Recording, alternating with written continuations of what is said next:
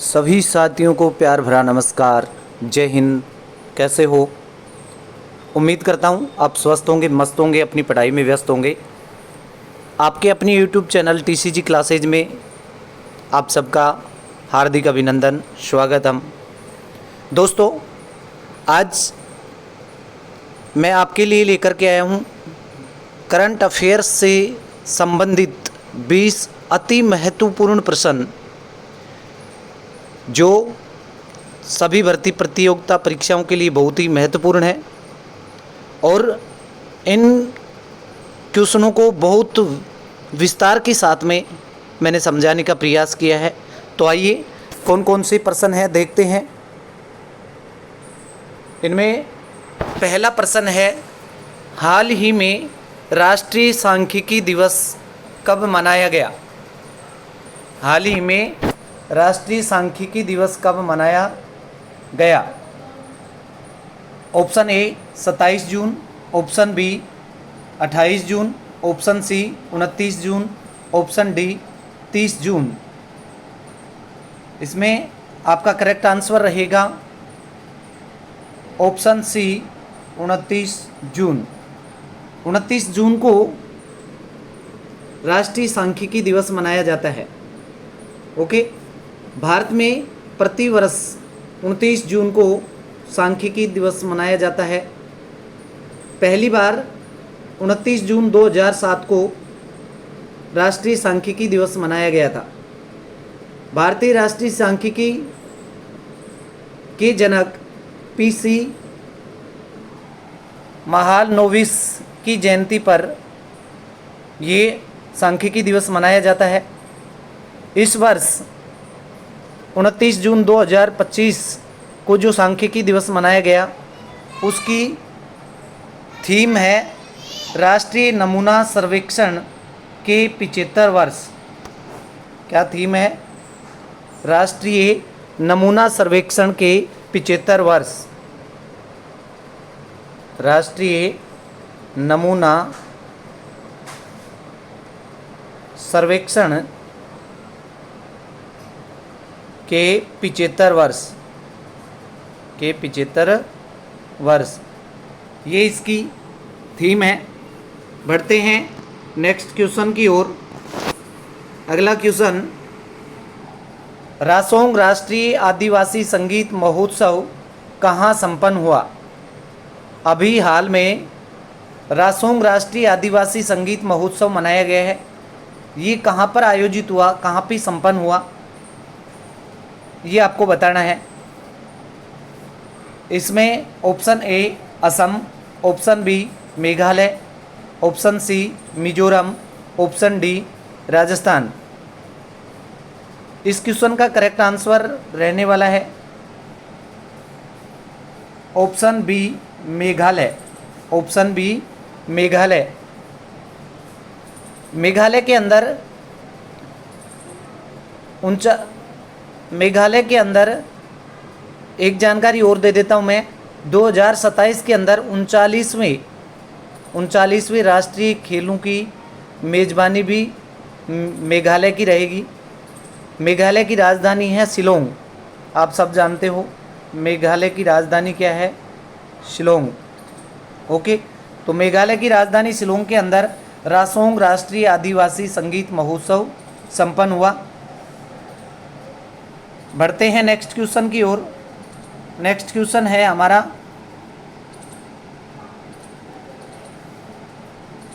Next question, सार्वजनिक क्षेत्र के बैंकों के प्रदर्शन की समीक्षा के लिए बैठक हाल ही में कहां पर आयोजित हुई? यानी सार्वजनिक क्षेत्र के बैंकों की प्रदर्शन की समीक्षा की गई है और उसके लिए बैठक आयोजित हुई। वो बैठक कहां पर आयोजित हुई ये आपको बताना है। ओके, देखते हैं इसके options. Option A Mumbai, option B Bengaluru, option C New Delhi और ऑप्शन डी जयपुर। इस क्वेश्चन का करेक्ट आंसर रहेगा ऑप्शन सी नई दिल्ली। यानी न्यू दिल्ली जो है उसमें सार्वजनिक क्षेत्र के बैंकों के प्रदर्शन की समीक्षा के लिए हाल ही में एक बैठक है वो आयोजित हुई है। ओके, बढ़ते हैं नेक्स्ट क्वेश्चन की ओर। भारत ने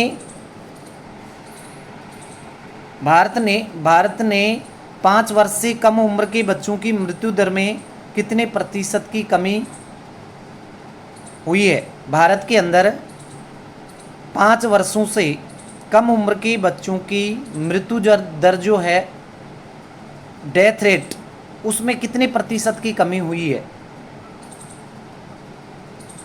इस option A 61%, option B 78%, option C 70% और ऑप्शन डी 50%।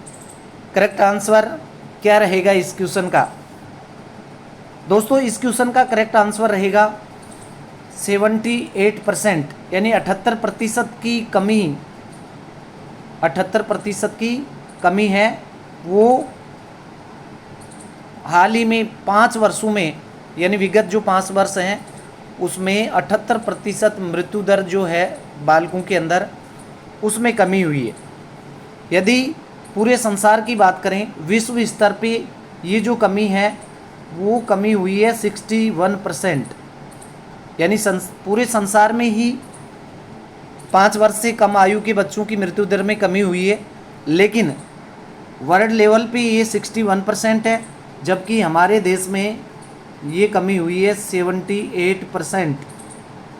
तो ये बड़ी खुशी की बात है कि हमारे देश के अंदर 78% मृत्यु दर कम हो गई विगत 5 वर्षों में, 5 वर्ष से कम उम्र के बच्चों के अंदर। ओके, बढ़ते हैं नेक्स्ट क्वेश्चन की ओर। नेक्स्ट क्वेश्चन है, ताज़ा रिपोर्ट के अनुसार दुनिया का शीर्ष तंबाकू उत्पादक देश कौन बना है? सबसे ज़्यादा तंबाकू उत्पादन करने वाला देश कौन सा है? ताज़ा रिपोर्ट के अनुसार आपको आंसर देना है। तो इसमें करेक्ट आंसर रहेगा हमारा चाइना। चीन जो है वो तंबाकू उत्पादक देशों की शीर्ष स्थान पर आ चुका है। ओके, बढ़ते हैं नेक्स्ट क्वेश्चन की ओर। हमारा नेक्स्ट क्वेश्चन है, किस राज्य सरकार ने 3 लैंग्वेज पॉलिसी आदेश वापस ले लिया है? ये बड़ा इम्पोर्टेंट क्वेश्चन है, ये बहुत ही इम्पोर्टेंट क्वेश्चन है, वेरी वेरी इम्पोर्टेंट क्वेश्चन है, क्योंकि हाल ही में बहुत ज़्यादा चर्चित रहा है। इसको आपको अच्छे से याद रखना है। किस राज्य सरकार ने 3 लैंग्वेज पॉलिसी आदेश को वापस ले लिया है? इसका करेक्ट आंसर रहेगा महाराष्ट्र सरकार ने ले लिया है। ओके, करेक्ट आंसर इसमें रहेगा महाराष्ट्र। महाराष्ट्र सरकार ने 16-17 अप्रैल 2025 को एक नई पॉलिसी लागू की थी, जिसे 3 लैंग्वेज पॉलिसी के नाम से जानते हैं। क्या थी ये पॉलिसी? इस पॉलिसी के तहत कक्षा 1 से लेकर के 5 के जो विद्यार्थी हैं उनको 3 भाषाएं सीखनी अनिवार्य कर दी थी। इस रूल के अकॉर्डिंग, इस पॉलिसी के अनुसार 3 लैंग्वेज सीखना जरूरी कर दिया था। ओके, फिर महाराष्ट्र के अंदर इसका बहुत ज़्यादा विरोध हुआ और ये विरोध लगातार जारी रहा। अंततः महाराष्ट्र सरकार ने इस आदेश को वापस ले लिया।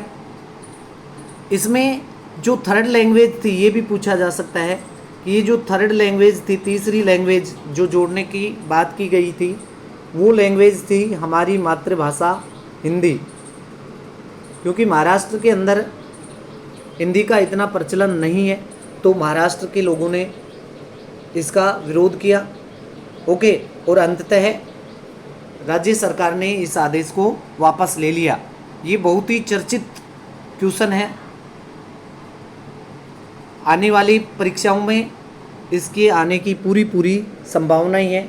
तो 3 लैंग्वेज पॉलिसी का आदेश वापस लेने वाली राज्य सरकार का नाम पूछा जाए तो वो सरकार है महाराष्ट्र सरकार। ओके, बढ़ते हैं नेक्स्ट क्वेश्चन की ओर। और अगला हमारा क्वेश्चन है, हाल ही में गृह मंत्री अमित शाह ने कहाँ हाल ही में गृह मंत्री अमित शाह ने कहाँ राष्ट्रीय हल्दी बोर्ड का उद्घाटन किया है? राष्ट्रीय हल्दी बोर्ड का उद्घाटन कहाँ पर किया?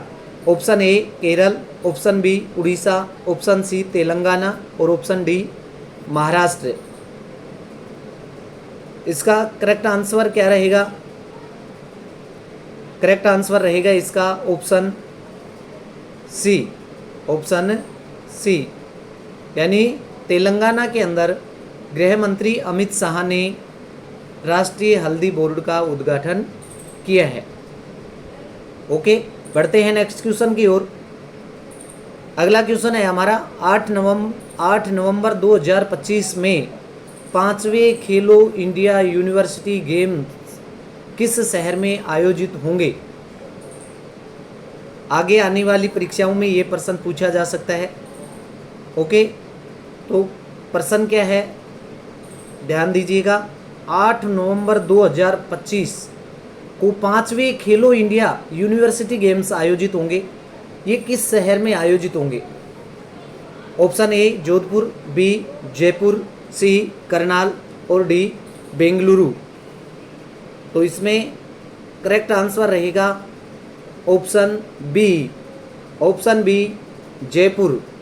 यानी 8 नवंबर 2025 को जो 5वें खेलो इंडिया यूनिवर्सिटी गेम्स आयोजित होंगे वो होंगे राजस्थान राज्य की राजधानी जयपुर के अंदर। ओके, तो राजस्थान के जो विद्यार्थी हैं उनको इस क्वेश्चन पे विशेष फोकस करना है। ओके, बढ़ते हैं नेक्स्ट क्वेश्चन पे। अगला क्वेश्चन क्या है? अगला क्वेश्चन हमारा रहेगा किस राज्य सरकार ने हाल ही में साइबर हेल्प डेस्क स्थापित किया है? साइबर हेल्प डेस्क किस राज्य सरकार ने स्थापित किया है? ए बिहार, बी हरियाणा, सी राजस्थान और डी उत्तर प्रदेश। आपको जल्दी से बताना है किस राज्य सरकार ने साइबर हेल्प डेस्क स्थापित किया है। दोस्तों, राजस्थान सरकार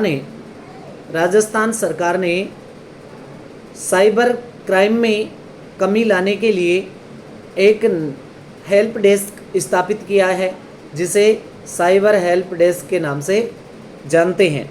ओके, और इसके लिए राज्य सरकार ने हेल्पलाइन नंबर जारी किए हैं, हेल्पलाइन नंबर जारी किए हैं।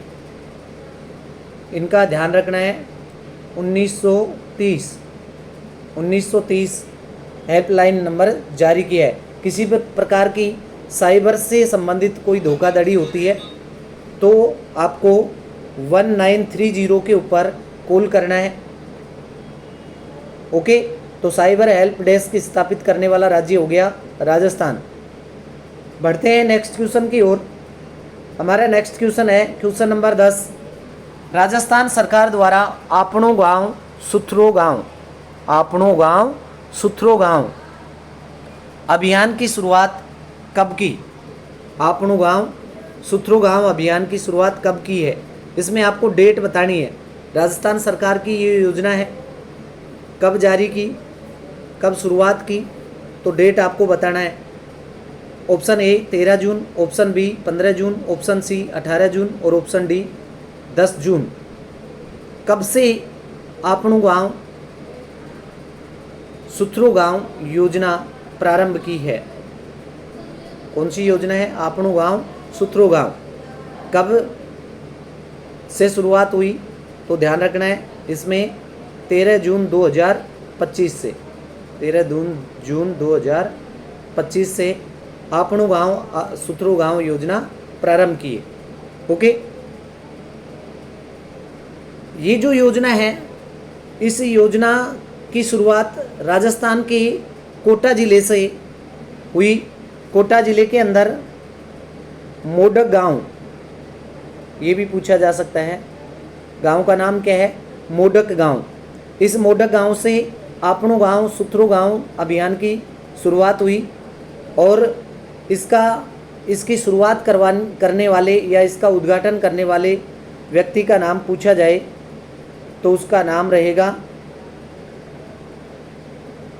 इस अभियान की शुरुआत की थी केंद्रीय वन एवं पर्यावरण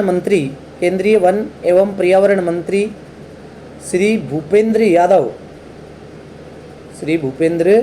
यादव, वन एवं पर्यावरण मंत्री हैं भूपेंद्र यादव जी।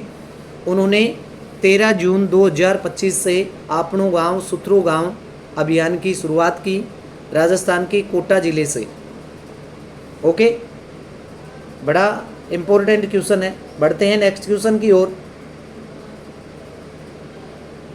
हाल ही में किस राज्य के कैबिनेट ने विवाह मंडप योजना लागू करने की मंजूरी दी है? कौन सी योजना है? विवाह मंडप योजना। जो अविवाहित लोग हैं उनके लिए बड़ी खुशी की खबर है।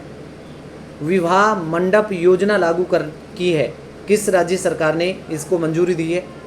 तो इसमें आपका करेक्ट आंसर रहेगा ऑप्शन बी, बिहार। बिहार राज्य ने विवाह मंडप योजना लागू की है। यह विवाह मंडप योजना बिहार के सभी ग्राम पंचायतों के अंदर बनेंगी। सभी ग्राम पंचायतों में ये विवाह मंडप योजना है, वो विवाह मंडप बनेंगे। क्या बनेंगे? विवाह मंडप बनेंगे। इसके लिए राज्य सरकार प्रत्येक ग्राम पंचायत को 50 लाख रुपए 50 लाख रुपए हैं वो अनुदान देगी। बढ़ते हैं नेक्स्ट क्वेश्चन की ओर। हमारा नेक्स्ट क्वेश्चन है,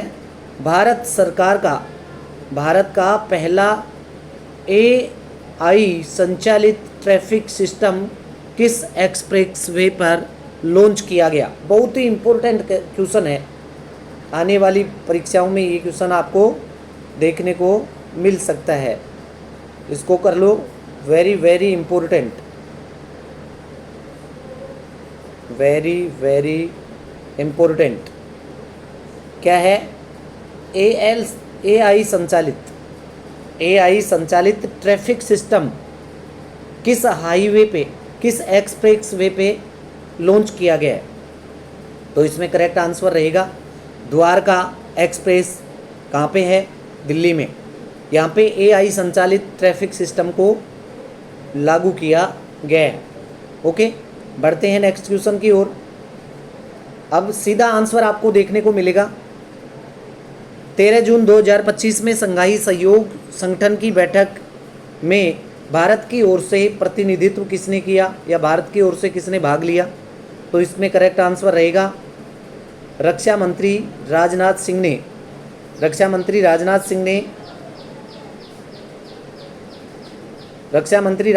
सिंह ने संघाई सहयोग संगठन की जो बैठक हुई उसमें भारत की ओर से भाग लिया।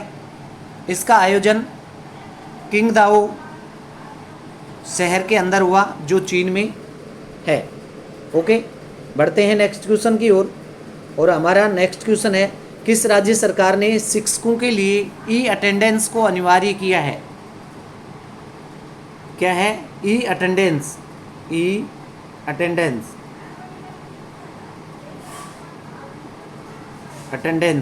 ठीक है। ई अटेंडेंस को लागू कर दिया अनिवार्य रूप से। किस राज्य सरकार ने लागू किया है? मध्य प्रदेश ने। यानी मध्य प्रदेश के जो शिक्षक हैं उनको विद्यालय में जो उपस्थिति दर्ज करवानी है उसके लिए एक नया ऐप लागू किया है जिसे ई अटेंडेंस ऐप कहा जाता है। इस ई अटेंडेंस ऐप के माध्यम से उनकी ऑनलाइन अटेंडेंस होगी। बढ़ते हैं नेक्स्ट क्वेश्चन की ओर। हाल ही में भारतीय reserve bank RBI, reserve bank of India का नया डिप्टी गवर्नर किसे बनाया गया है? तो करेक्ट आंसर रहेगा पूनम गुप्ता। पूनम गुप्ता को RBI ने अपना नया डिप्टी गवर्नर बनाया है। भारतीय तटरक्षक बल में शामिल किए गए पहले patrol vessel FPV, first patrol vessel, इसका क्या नाम दिया गया है? तो इसका नाम दिया गया है आदम्य। क्या नाम दिया गया है? आदम्य। ये पहला पेट्रोल वेसल है। क्वेश्चन नंबर 17, हाल ही में ब्लैक बॉक्स लैब का उद्घाटन कहाँ हुआ? ब्लैक बॉक्स लैब का उद्घाटन कहाँ हुआ? तो इसमें करेक्ट आंसर रहेगा दिल्ली। दिल्ली के अंदर पहली ब्लैक बॉक्स लैब है, उसका उद्घाटन किया गया है। ओके, नेक्स्ट क्वेश्चन, महिला श्रेणी में पहले हॉकी इंडिया मास्टर्स कप 2025 का खिताब किसने जीता? तो इस करेक्ट आंसर रहेगा उड़ीसा ने, यानी उड़ीसा ने महिला श्रेणी के पहले हॉकी इंडिया मास्टर कप को जीत लिया है। बढ़ते हैं नेक्स्ट क्वेश्चन की ओर। हमारा नेक्स्ट क्वेश्चन है, अंतर्राष्ट्रीय संसदवाद दिवस कब मनाया जाता है? बड़ा इंपॉर्टेंट क्वेश्चन है। नाम थोड़ा सा आपको अटपटा लग रहा होगा। संसद के अंदर वाद किया जाएगा और ये अंतर्राष्ट्रीय संसदवाद दिवस मनाया जाता है कब? 30 जून, प्रति वर्ष 30 जून को। ओके, बढ़ते हैं नेक्स्ट क्वेश्चन की ओर। हमारा लास्ट आज का अंतिम क्वेश्चन है, हाल ही में किस स्थान पर ऑपरेशन बिहाली प्रारंभ किया गया है? ऑपरेशन बिहाली कहाँ पर शुरू किया गया है? करेक्ट आंसर इसमें है उधमपुर जो जम्मू के अंदर है, वहाँ पे ऑपरेशन बिहाली प्रारंभ किया गया है। ओके, आज की सभी महत्वपूर्ण प्रश्न हो गए। इसी प्रकार से महत्वपूर्ण प्रश्नों की श्रृंखला करंट अफेयर से रिलेटेड प्रश्न विस्तृत व्याख्या सहित आपको प्रतिदिन देखने को मिलेंगे हमारी YouTube चैनल TCG क्लासेज के अंदर। तो चैनल को सब्सक्राइब कर लें, लाइक और कमेंट अवश्य करें। Thanking for watching.